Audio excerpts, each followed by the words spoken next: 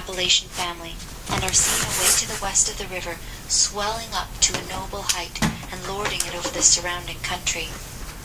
Every change of season, every change of weather, indeed, every hour of the day produces some change in the magical hues and shapes of these mountains, and they are regarded by all the good wives far and near as perfect barometers. When the weather is fair and settled, they are clothed in blue and purple, and print their bold outlines on the clear evening sky. But sometimes, when the rest of the landscape is cloudless, they will gather a hood of gray vapors about their summits, which, in the last rays of the setting sun, will glow and light up like a crown of glory. At the foot of these fairy mountains, the voyager may have descried the light smoke curling up from a village, whose shingle roofs gleam among the trees, just where the blue tints of the upland melt away into the fresh green of the nearer landscape.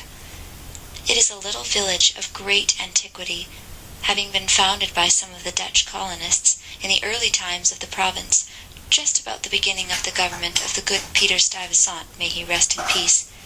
And there were some of the houses of the original settlers, standing within a few years, built of small yellow bricks, brought from Holland, having latticed windows and gable fronts, surmounted by weathercocks.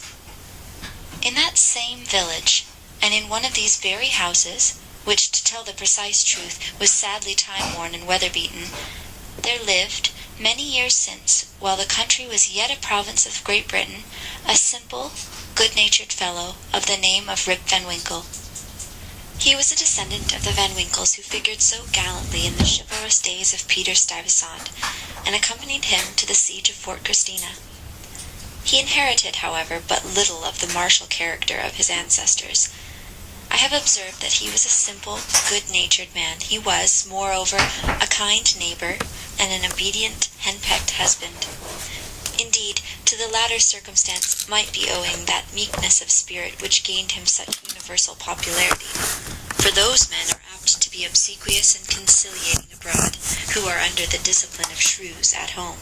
Their tempers, doubtless, are rendered pliant and malleable in the fiery furnace of domestic tribulation, and a curtain lecture is worth all the sermons in the world for teaching the virtues of patience and long-suffering.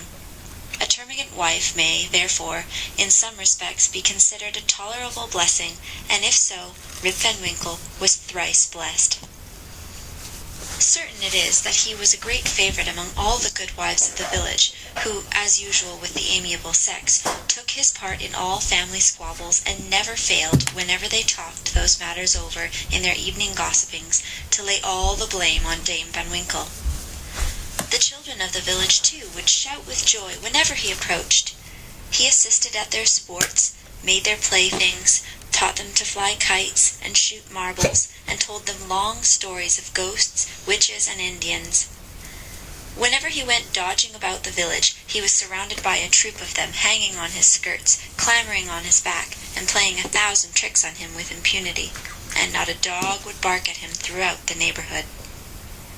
The great error in Rip's composition was an insuperable aversion to all kinds of profitable labor. It could not be for want of assiduity or perseverance, for he would sit on a wet rock with a rod as long and heavy as a Tartar's lance, and fish all day without a murmur, even though he should not be encouraged by a single nibble. He would carry a fowling piece on his shoulder for hours together, trudging through woods and swamps and up hill and down dale to shoot a few squirrels or wild pigeons. He would never refuse to assist a neighbor even in the roughest toil, and was a foremost man in all country frolics for husking Indian corn or building stone fences. The women of the village, too, used to employ him to run their errands, and to do such little odd jobs as their less obliging husbands would not do for them. In a word, Rip was ready to attend to anybody's business but his own. But as to doing family duty and keeping his farm in order, he found it impossible. In fact, he declared it was of no use to work on his farm. It was the most pestilent little piece of ground in the whole country. Everything about it went wrong, in spite of him. His fences were continually falling to pieces. His cow would either go astray or get among the cabbages. Weeds were sure to grow quicker in his fields than anywhere else. The rain always made a point of setting in just as he had some outdoor work to do. so that though his patrimonial estate had dwindled away under his management, acre by acre, until there was little more left than a mere patch of Indian corn and potatoes, yet it was the worst conditioned farm in the neighborhood. His children, too, were as ragged and wild as if they belonged to nobody. His son Rip, an urchin begotten in his own likeness, promised to inherit the habits with the old clothes of his father. He was generally seen trooping like a colt at his mother's heels, equipped in a pair of his father's cast-off galligaskins, which he had much ado to hold up with one hand, as a fine lady does her train in bad weather.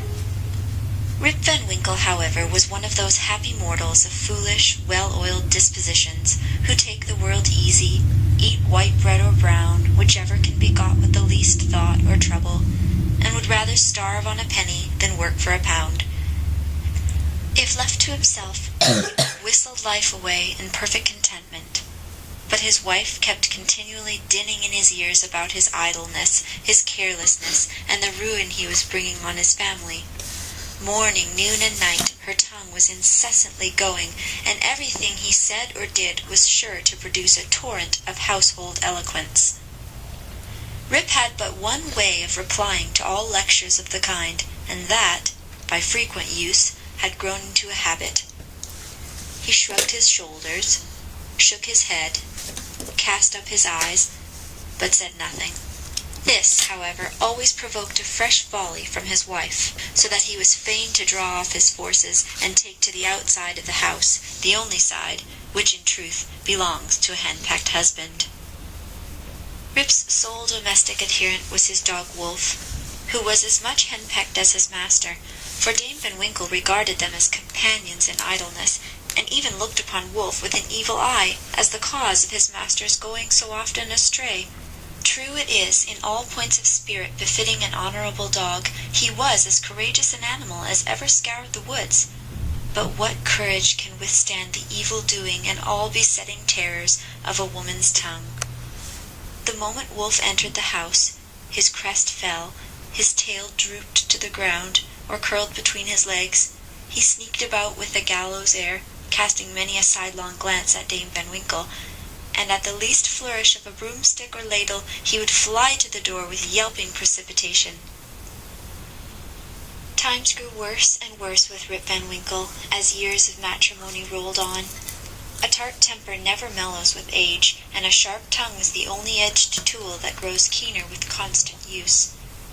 For a long while he used to console himself, when driven from home, by frequenting a kind of perpetual club of the sages, philosophers, and other idle personages of the village, which held its sessions on a bench before a small inn, designated by a rubicund portrait of His Majesty George III. Here they used to sit in the shade through a long, lazy summer's day, talking listlessly over village gossip, or telling endless, sleepy stories about nothing.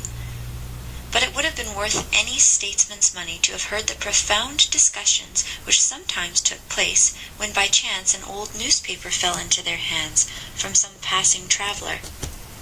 How solemnly they would listen to the contents, as drawled out by Derrick Van Bummel, the schoolmaster, a dapper, learned little man, who was not to be daunted by the most gigantic word in the dictionary, and how sagely they would deliberate on public events some months after they had taken place.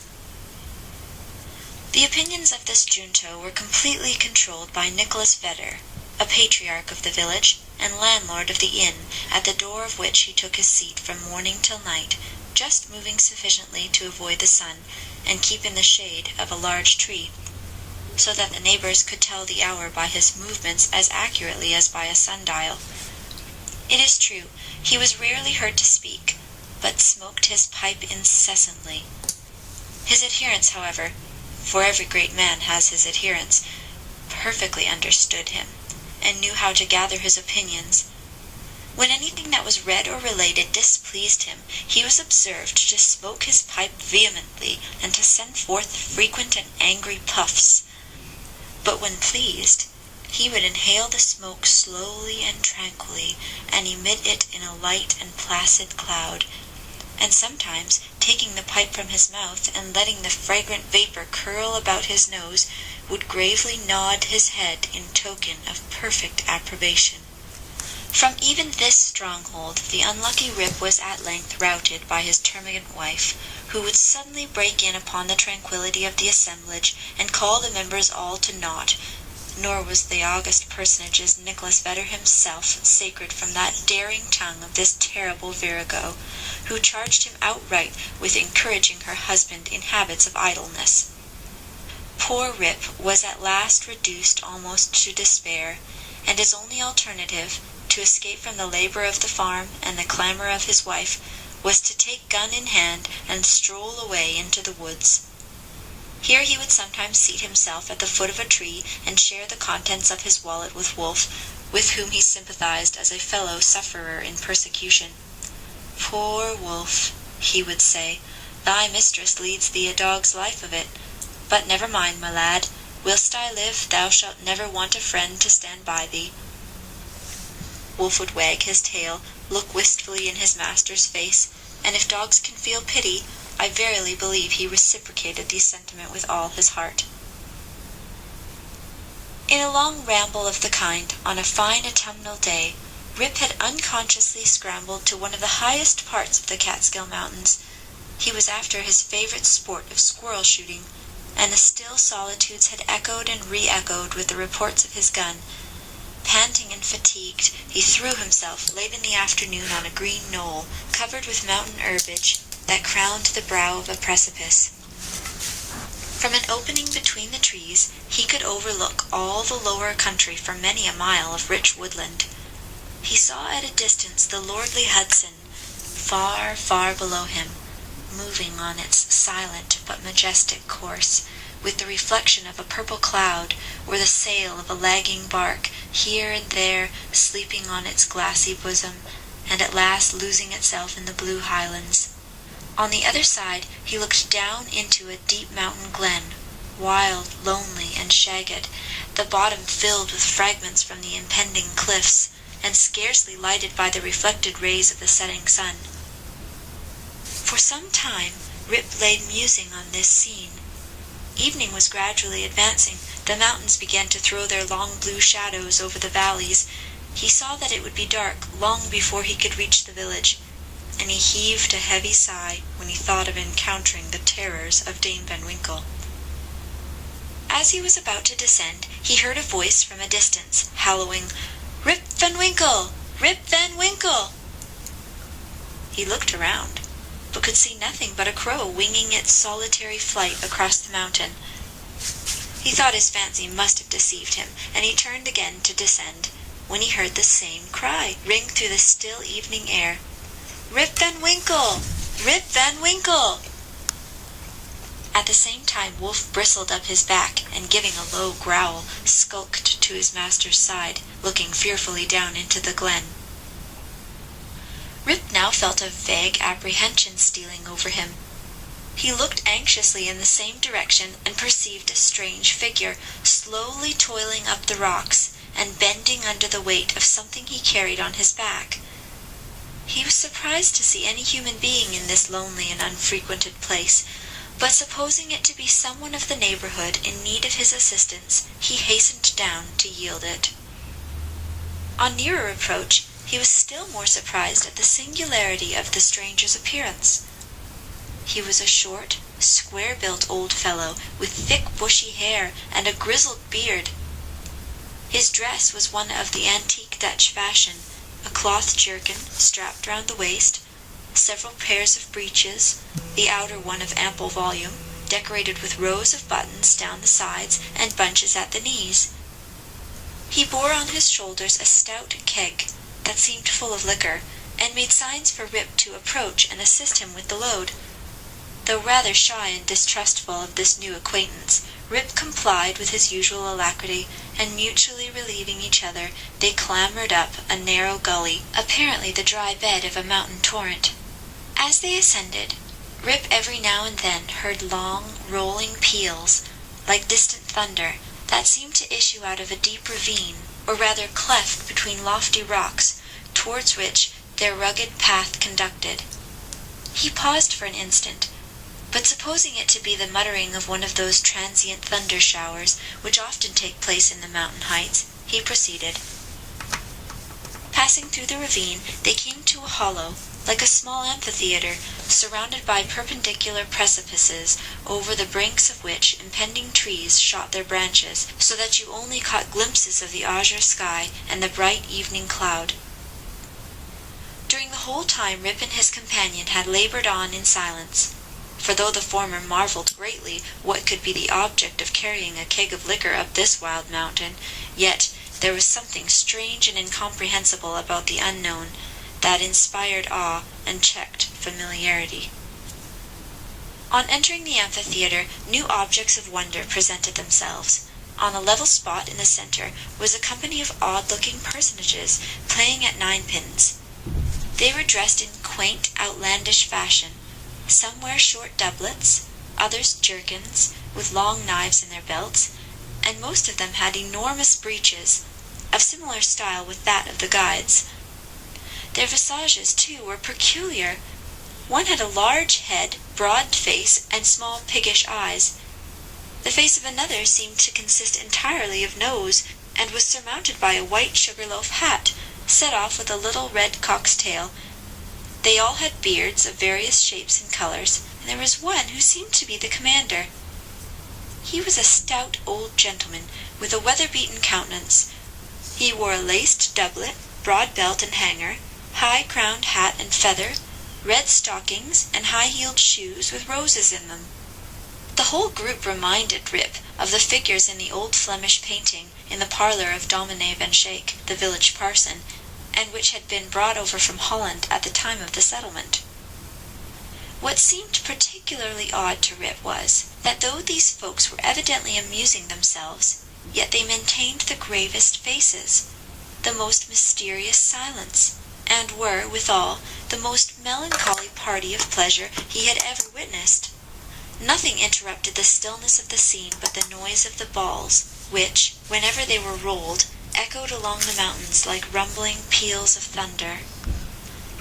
As Rip and his companion approached them, they suddenly desisted from their play and stared at him with such a fixed, statue-like gaze, and such strange, uncouth, lack-lustre countenances, that his heart turned within him, and his knees smote together. His companion now emptied the contents of the keg into large flagons, and made signs to him to wait upon the company. He obeyed with fear and trembling. They quaffed the liquor in profound silence, and then returned to their game. By degrees Rip's awe and apprehension subsided. He even ventured, when no eye was fixed upon him, to taste the beverage, which he found had much the flavour of an excellent Holland. He was naturally a thirsty soul, and was soon tempted to repeat the draught. One taste provoked another, and he reiterated his visits to the flagon so often, that at length his senses were overpowered, his eyes swam in his head gradually declined, and he fell into a deep sleep. On waking, he found himself on the green knoll whence he had first seen the old man of the glen. He rubbed his eyes. It was a bright sunny morning. The birds were hopping and twittering among the bushes, and the eagle was wheeling aloft and breasting on the pure mountain breeze. Surely, thought Rip, I have not slept here all night. He recalled the occurrences before he fell asleep. The strange man with the keg of liquor, the mountain ravine, the wild retreat among the rocks, the woe-begone party at ninepins, the flagon. Oh, that flagon, that wicked flagon, thought Rip. What excuse shall I make to Dame Van Winkle?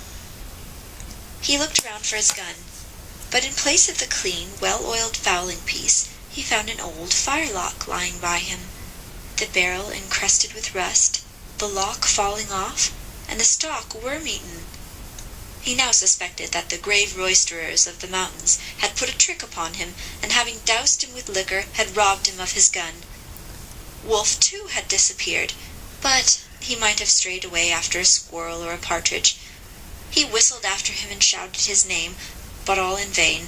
The echoes repeated his whistle and shout, but no dog was to be seen.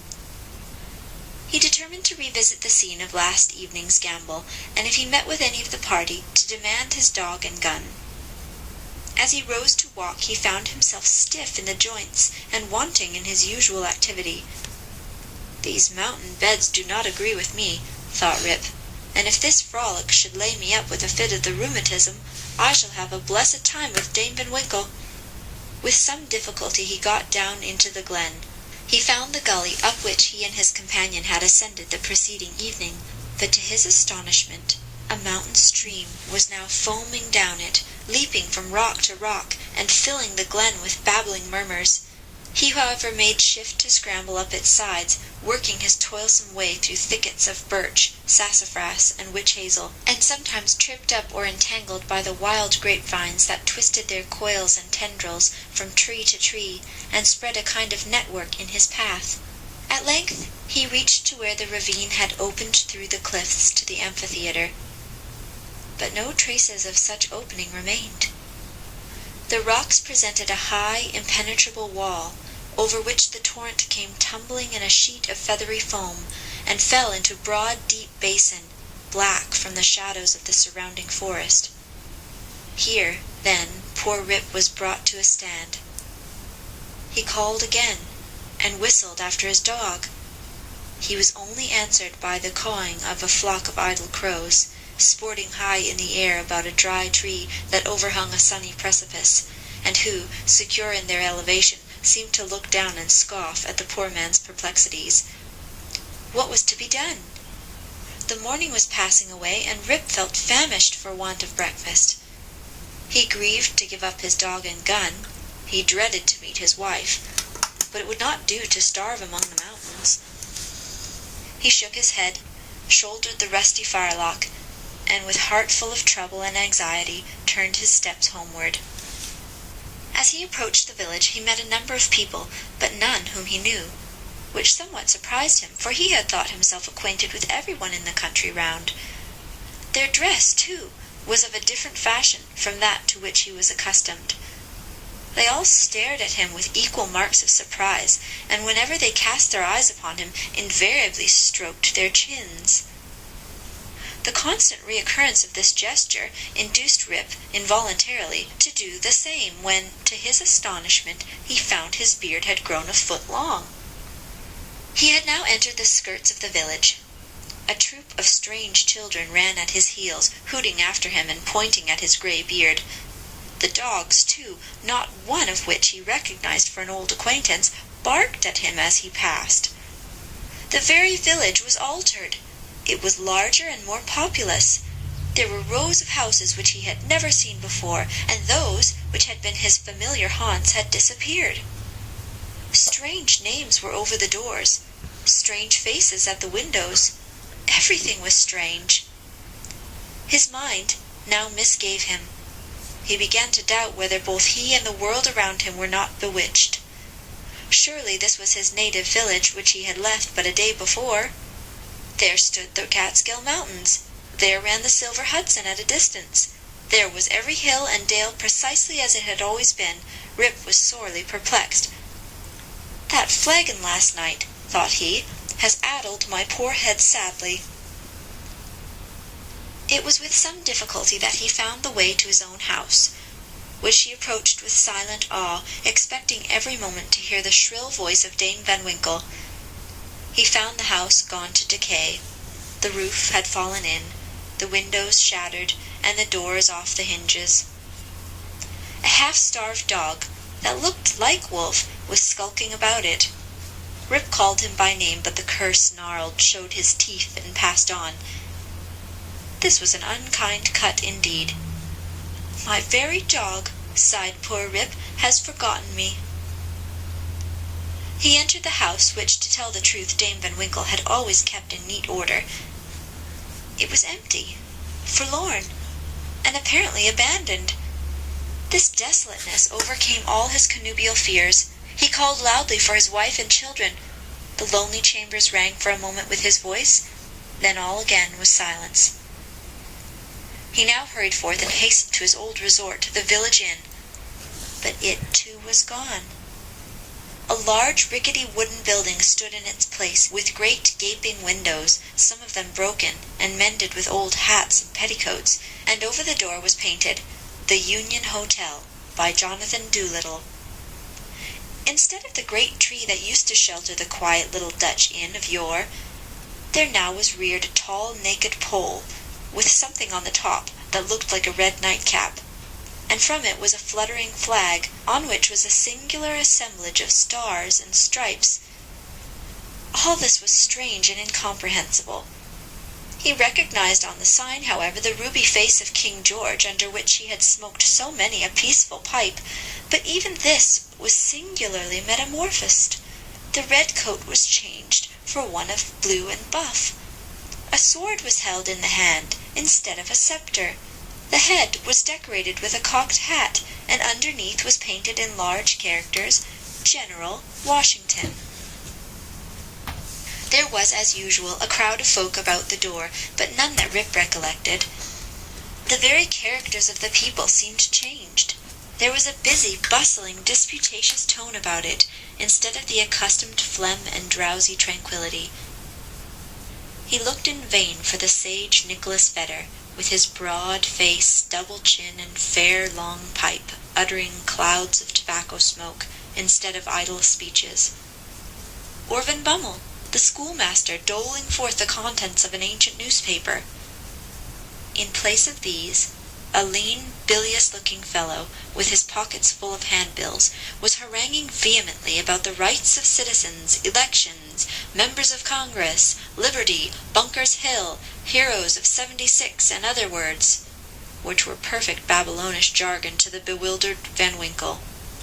The appearance of Rip, with his long, grizzled beard, his rusty fowling piece, his uncouth dress, and the army of women and children at his heels, soon attracted the attention of the tavern politicians. They crowded round him, eyeing him from head to foot with great curiosity. The orator bustled up to him, and drawing him partly aside, inquired on which side he voted. Rip stared in vacant stupidity. Another short but busy little fellow pulled him by the arm, and rising on tiptoe inquired in his ear whether he was a Federal or a Democrat.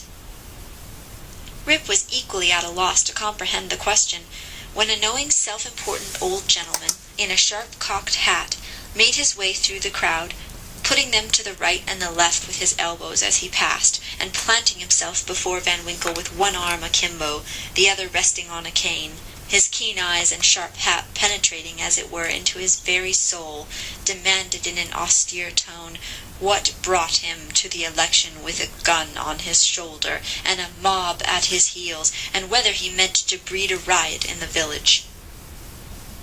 "Alas, gentlemen," cried Rip, somewhat dismayed, "I am a poor quiet man, a native of this place, and a loyal subject of the king, God bless him." Here a general shout burst from the bystanders.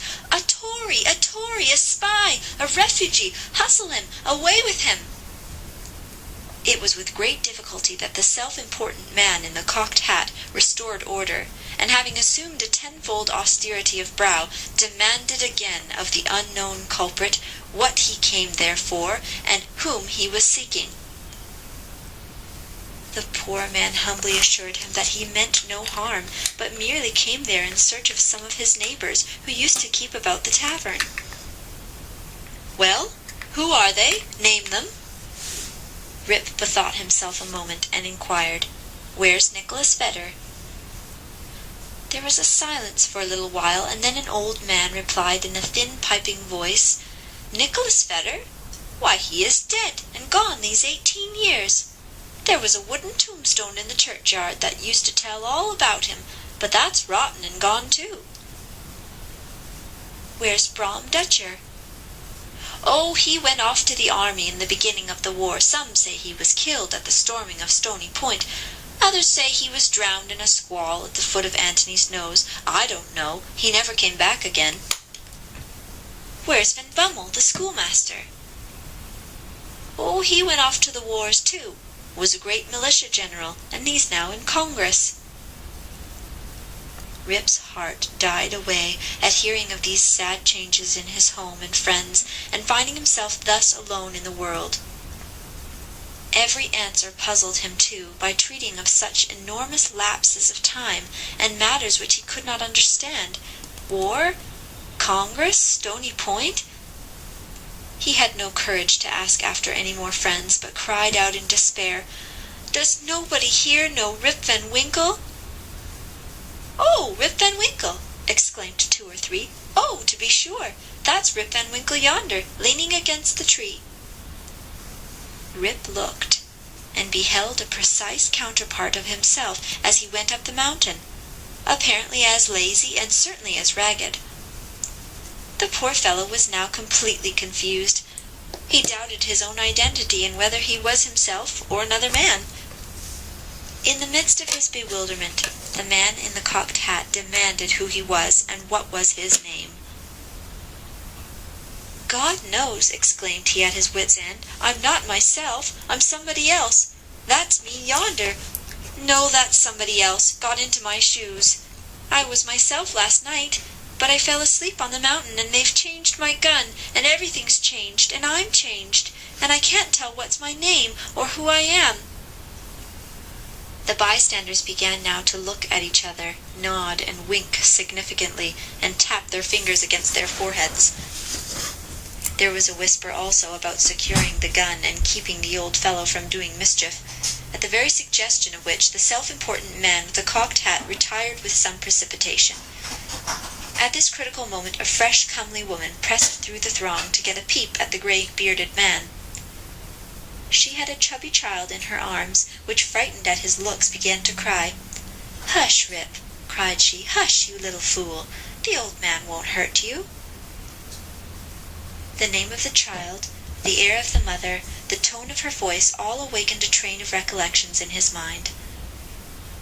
"What's your name, my good woman?" asked he. "Judith Cardenier? And your father's name?"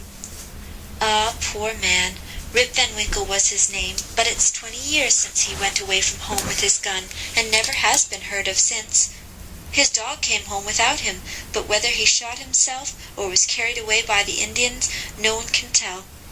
I was then but a little girl." Rip had one more question to ask, but he put it with a faltering voice. "Where's your mother?" "Oh, she too had died but a short time since. She broke a blood vessel in a fit of passion at a New England peddler." There was a drop of comfort, at least, in this intelligence. The honest man could contain himself no longer. He caught his daughter and her child in his arms.